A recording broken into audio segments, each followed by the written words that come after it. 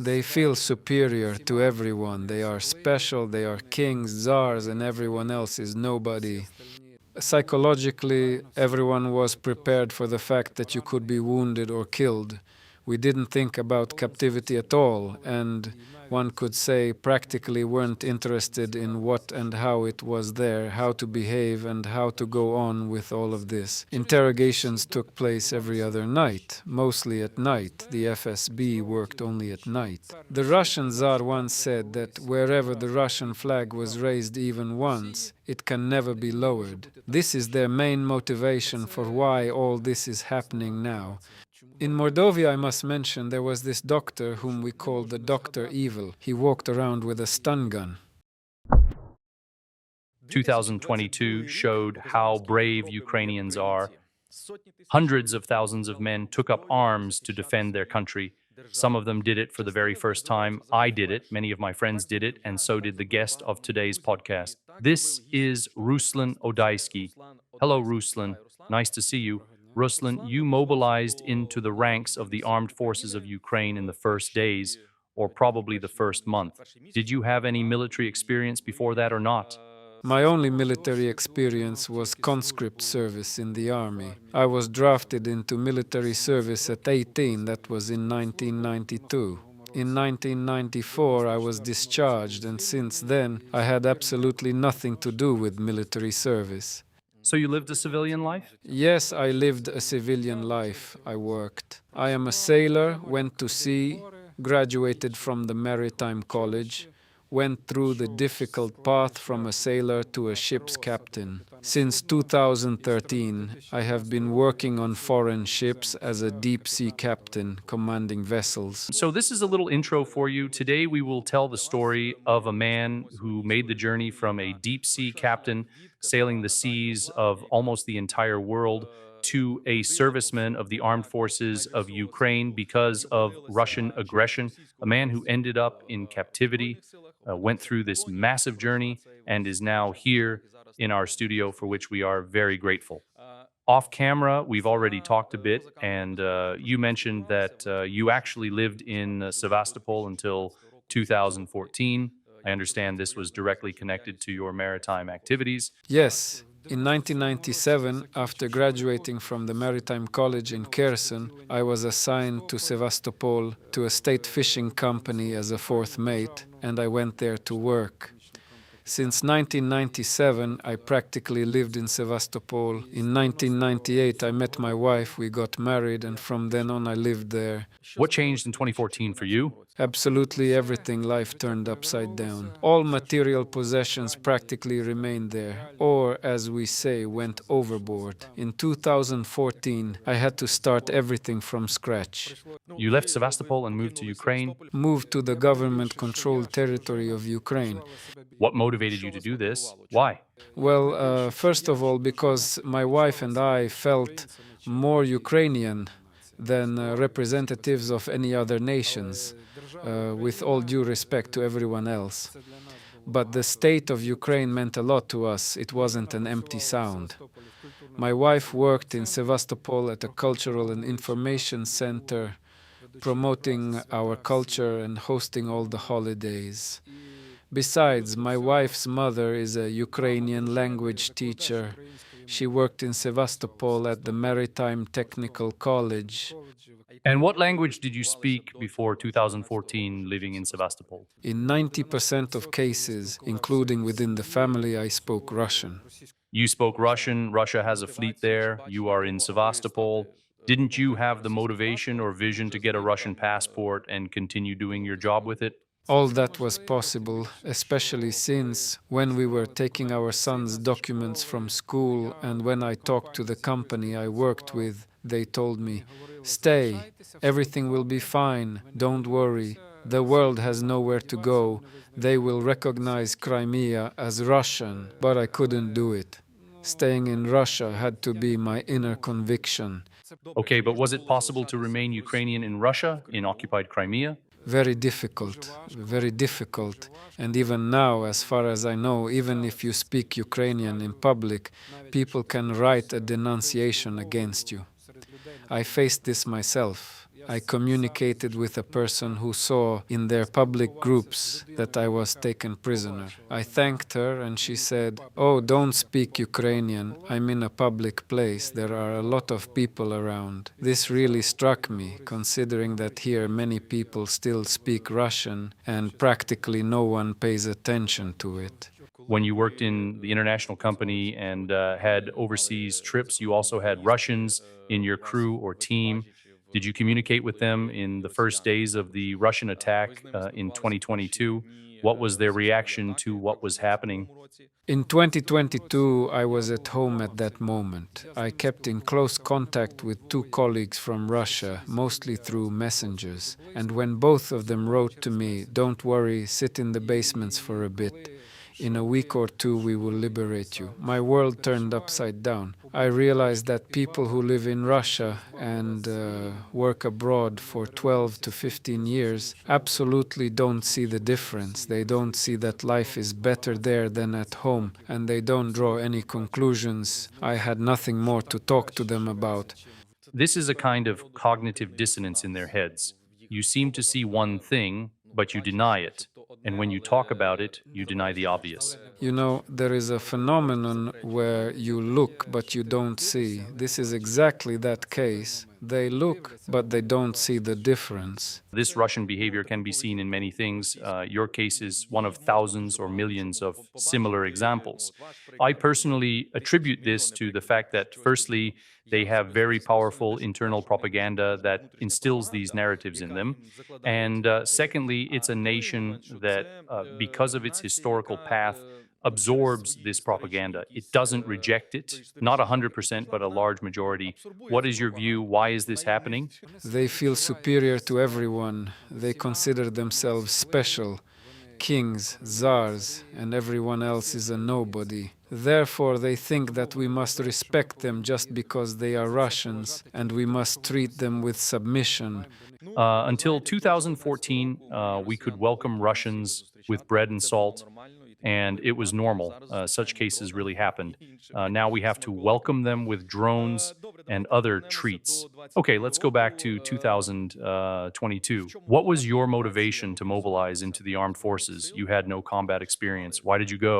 It was my inner state. I believed that my son needed to live in a normal country where you are not pressured, where you can freely, without hiding, talk about your preferences, where you can live and breathe freely. Therefore, the main motivation was for the state of Ukraine to continue developing in the right direction, where a person is free. Now that you have gone through all this way, do you regret your decision back then? No, I don't regret it at all. Despite everything I've been through, I have no feeling of regret about my choice. Please tell us how, under what circumstances, and where you were captured. I was taken prisoner on December 4th, 2022. We were advancing to a platoon strong point. There was an order to go to a specific point for defense. Although there weren't as many drones then as there are now, the enemy noticed the movement of our group of soldiers. A very heavy shelling began. Mortars, artillery, FPV drones practically didn't exist back then. The shelling was so intense that the decision was made to move forward one or two at a time in short dashes to the designated point. As I found out later, this point was located just 150 to 200 meters from the Russian army line. That is very close. We walked on foot for over 2 kilometers, making short dashes. Part of the guys went ahead, part stayed behind. I took a slightly different path to cover the guys from the rear. And what was your role? Are you a rifleman? I held the position of an anti-tank crew member. We were trained, even though we were border troops. We had good training. We shot a lot from various types of weapons. So you were more or less confident in yourself. Yes, I was confident in the weapon, confident in the gear I had on me, and in the comrades around me. What happened next? Most likely, it was a very close hit. Probably a mine exploded nearby. I remember all this very vaguely. I received a concussion and lost consciousness. I came to my senses already with my hands and feet tied, and there were Russian-speaking people around. Their uniforms looked very torn and worn out.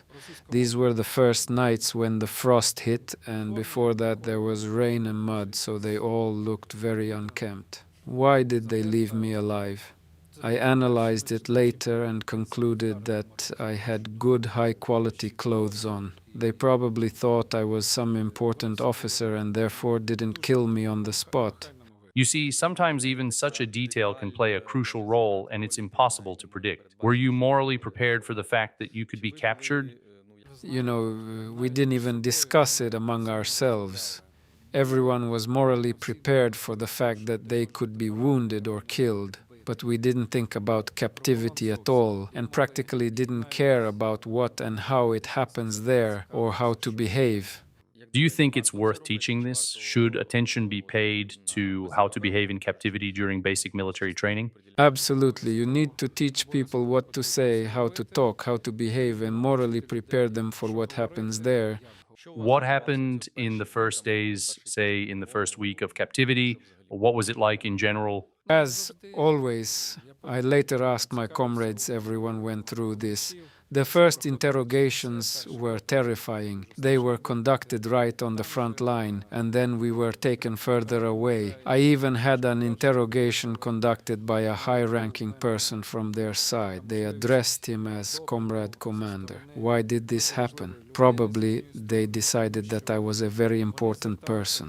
I was brought to their headquarters where there was a meeting. There were about 20 officers present, from lieutenants to colonels. This commander was showing his subordinates how to interrogate. Soldiers were jumping around with knives, making cuts on ears, threatening to cut off heads. This commander told me, "Because of you, I haven't seen my family for a year." I asked him, "What does this have to do with me? It's not my fault you were transferred here from the Far East." He replied that since we had gotten out of hand, we needed to be brought back. He also pulled out a pistol, I don't know if it was loaded or not, and said, "Choose a bullet to the head, or here's a rope. We'll hang you right here." I replied that I would not choose anything because I am a Christian and whatever they do will remain on their conscience. He asked why I was sure they wouldn't kill me. I referred to the international conventions on the treatment of prisoners of war. There was a striking change. This general or colonel, he had no insignia on his uniform, ordered his subordinates, "Do not beat him, do not cripple him, he will go for an exchange." And he said to me, "Congratulations, you're lucky you'll be home for the new year." However, he didn't specify for which new year exactly. With all due respect, one can still somehow understand their logic in the first week when they use torture to find out information about the situation on the battlefield. But when people have been in captivity for a month, 2 or 6 months, they certainly don't know any new information because they are in an information vacuum, yet they continue to torture them. This is the limit beyond which there are no excuses. What prisons did you visit and where did you spend the most time? In my opinion, this happens because very few of those guards were ever in a real fight or on the front line. They are scared, they are afraid to go there. And the fact that we went through it and survived causes envy in them. This envy generates strong hatred. Even the first question they asked was, "Did you kill our guys? Did you shoot in our direction? Why did you do it?" If someone said they shot, it immediately led to brutal beatings, to the point where the person couldn't walk back into the cell on their own. Therefore, everyone tried to say what they wanted to hear. "I didn't shoot, I didn't do anything, I'm a simple soldier, I have no access to information." I spent my first night in captivity in a metal box on the street in frost, down to minus 15 degrees Celsius. I was very cold, but I didn't get frostbite on my hands and feet. only because I tried not to sleep and constantly moved my fingers and toes. They wrap your eyes with tape, they get inflamed and hurt a lot. They hurt really badly. I understand this is standard procedure. Yes, it's standard. Everyone goes through it. Then, when you get to the first distribution camp for prisoners of war, another terrifying interrogation takes place. Special FSB teams came there. There were two of them in our camp. One was very cruel, and the other was even crueler. By the screams from the tent, we understood which of the teams had a shift. Did they change every day? Every other night. All interrogations took place exclusively at night. The main FSB method was a field telephone for electric shocks and rubber truncheons. It was a real horror movie. A person comes in, unrolls a kit with knives and needles in front of you. So this really happened? Yes, it really happened. It's not made up. Did they use these tools for psychological pressure, or did they actually use them? They didn't use them on me, but there were guys who said they were tortured like that. In the camp, we woke up in the middle of the night to terrible screams. We had no watches, so we didn't know the time. We lived in tents, heated the wood stoves ourselves. There were assigned people on duty to keep the fire going. When we heard the screams, we knew that in 3 to 4 hours they would start bringing the guys into the tents, and they would need to be washed and changed. We put water on to heat, prepared a place and clean clothes. It happened that in severe frost, people came back barefoot in just rubber slippers. If you are interested in this story, write comments under the video, like and share it. It will help us a lot. Were there any cases where someone did not survive? Yes, there was a specific case. It happened on December 13th, 2022. They brought a guy. During the interrogation, he screamed very loudly, and then everything suddenly fell silent. My comrades and I thought the interrogation was over, but guards ran into the tent and said, "Yours is dead. Give us 2 people. We need to undress him." 2 guys went into the tent. 15 minutes later they returned and said he didn't survive. They undressed him. His clothes were most likely burned in the stove, and the body was thrown into a truck, an Ural or a Kamaz, and taken away. The direction is unknown. Absolutely unknown. No one knows anything more about this guy. How many prisons did you change after the first camp? After the camp, there were 2 more prisons. Were there receptions there, and how harsh were they? Receptions were everywhere, and they were equally harsh everywhere. When we 12 people were first brought to the pretrial detention center, SIZO, in Stary Oskol, 2 people lost consciousness from beatings already at the reception stage. Then, when we were transported to Penal Colony number 10 in Mordovia in February, it was minus 20 degrees Celsius outside. The distance between the buildings was about 30 meters. They drove us on ice and snow completely naked and barefoot. In the building, they forced us to undress, beat us, photographed us, conducted so-called medical examinations, during which they also beat us. Moreover, we arrived together with civilian prisoners. The guards didn't care if you were military or civilian or how old you were. There was a 64-year-old civilian man with me, and he was beaten just as hard as the 20-year-old boys. I often talk to people, but every time I hear these stories, I realize how terrifying this system is and how necessary it is to change it. International organizations should be able to influence the situation.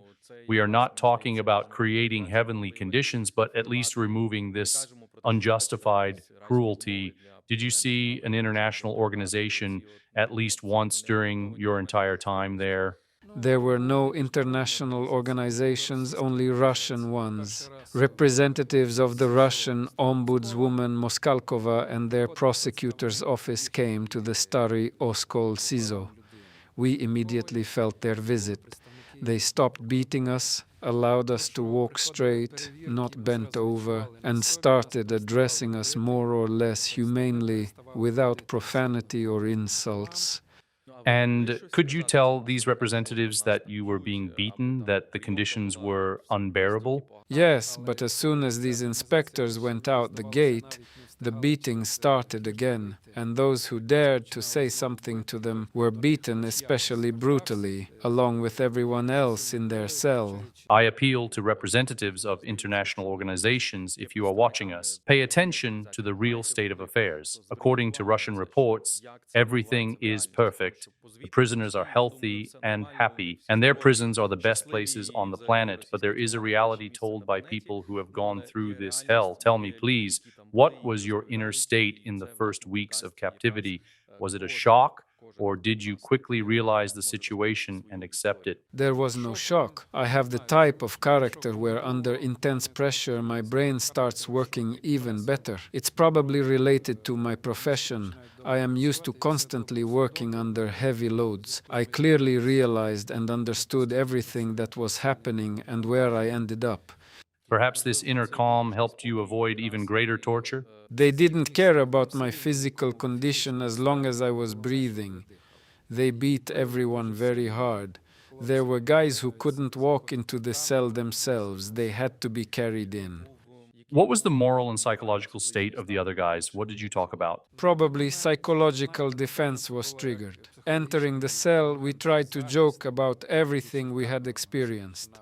When you stand in the so-called star position, arms as wide as possible, legs too, and you are given a uniform without considering the size, the tight pants simply tear at the seams. We were not given underwear, and when the guards make jokes about your intimate parts and a German shepherd barks next to you and lunges at you, not to go crazy, we later laughed about it in the cell. One time in Stary Oskol they took us to a psychologist. I think everyone went through this. They called it a polygraph, lie detector test, although there was no machine itself. The interrogator simply asked you to tell your story, looking for inconsistencies in your psychological reactions. All this was recorded, and then people were called for repeat interrogations. In Stary Oskol, there were also local Russians with us, about 6 guys. In prison, like regular inmates? No, they were held as prisoners of war. They were arrested while trying to cross the border and get into the territory of Ukraine.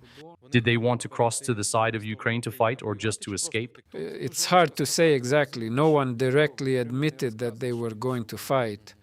They were beaten, and they were beaten even more fiercely than us. At least some prosecutor's office came to us once every 6 months, but no one ever came to them. When we were standing in front of the psychologist's office, stretched out along the wall, the guards asked one of these guys where he was from.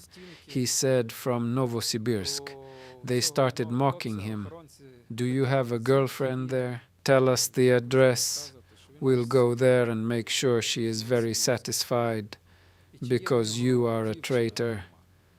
The boy started telling them that his girlfriend's name was Yulia, and her last name was that of a famous Ukrainian female politician. One of the guards understood the sarcasm and told the others, "Can't you see he's making fun of you?" And in such situations, does a sense of humor help or conversely worsen the situation? Conversely, it makes it worse. The 3 of them started beating this boy long and brutally. We, more than 10 people, were also forced into a split, and they told us, if he falls, everyone gets a shock with the stun gun. The boy couldn't hold it and fell. We were all shocked. The guards said, if he falls again, everyone gets 3 shocks. They stood him up again and started beating him. Because of the slippery floor, his legs slid apart and he fell again. We were all shocked 3 times, regardless of age and health condition. When they told him, if you fall a 3rd time, everyone gets 10 shocks. He started crying and begging, don't touch them, beat only me. They have nothing to do with it. These Russian boys were under 20, and they were abused even worse than we were. And then they put him in a cell. Were you in different cells? Yes, I didn't cross paths with him in the same cell, but they were also held together with our guys. They were not regular inmates, they were ordinary people.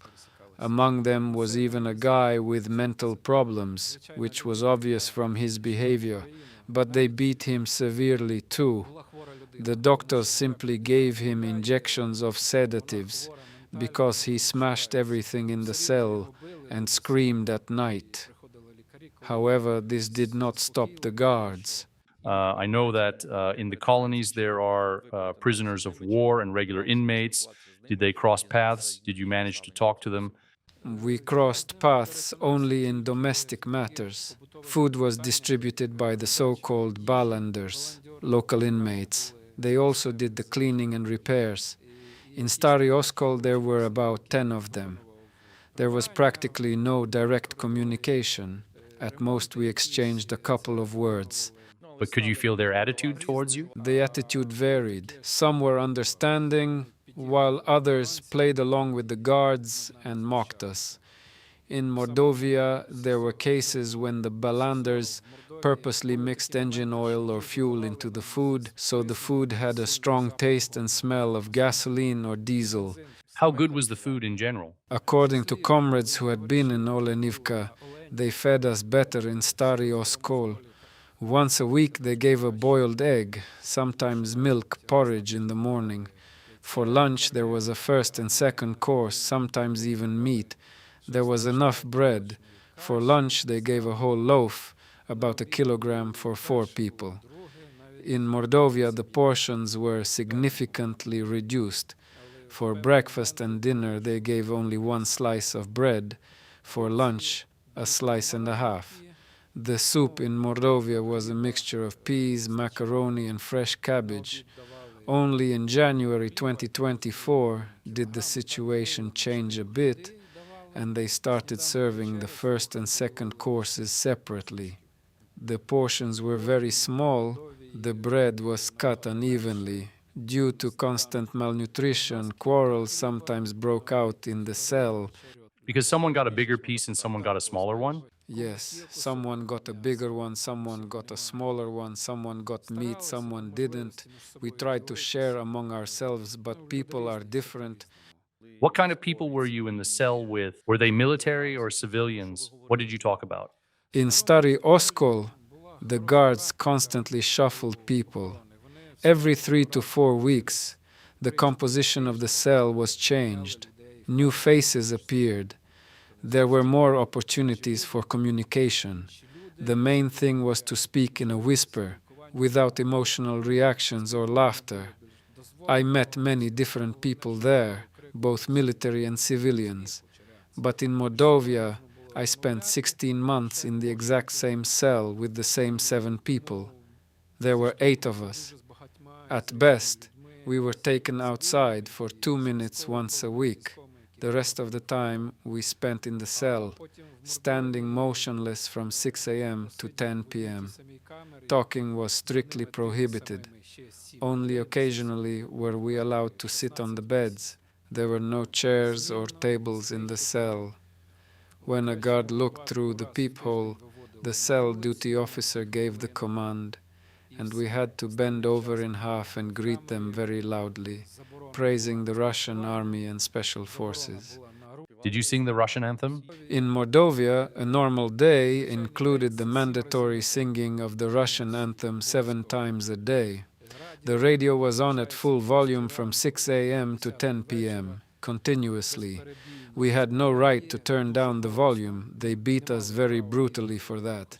They broadcast the exact same songs in the same order and propaganda lectures about how the history of Kievan Rus is their history. For all 16 months, the repertoire did not change. 74 songs? I didn't count, but by the order of the songs we could accurately determine the time, when lunch was, when dinner was.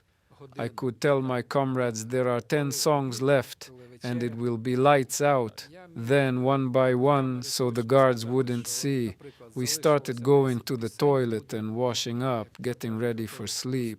You say they broadcast their view of history to you. Why did they do this, and did it have any effect on you? It had absolutely no effect on us. It was just background noise. Some learned to tune out of this reality. The propaganda tried to prove that all the lands and rulers of Kievan Rus were part of Russian history. Supposedly, the Tsar moved from Kiev to Vladimir on Klyazma, and Ukrainians became their slaves. They claimed that we are one people, and now they are just taking back what is theirs. There is an interesting blogger, history teacher, Vladimir Dribnichia, Vox Veritatis. He explains that in Russian textbooks, history is not taught within the borders of modern Russia, but within the borders of their imaginary imperial domains. Therefore, they teach the population that Ukrainian territories are their ancestral lands. This thesis comes from the times of the USSR. In Mordovia, I came across a book about the exploration of Siberia, written by the father of the famous Russian comedian Mikhail Zadornov. There was this phrase: the Russian Tsar said that wherever the Russian flag was raised even once, it can never be lowered. This is their main motivation. Subscribe to our channel, press the bell so you don't miss the next episode. Returning to the guys in the cell, what did you whisper about? We discussed events in the country, everyone's attitude towards the war. There were civilians taken straight from their homes. For example, a man was arrested because they found a mobile phone and accused him of passing coordinates to the military. A 64-year-old woman was taken because they found a pair of binoculars. A guy was taken because of a turned-off video camera on the facade of his house. I also met a 72-year-old woman arrested for a phone, and along with her they took a 42-year-old daughter. So she could help her mother survive in the camp. What happened to them now, where they were taken, is unknown. The occupiers often lied that they were taking people home, but in reality this did not happen. An extended version of this conversation is available on Patreon. Subscribe and help us translate it into more languages so a wider audience can learn about the story we shared today.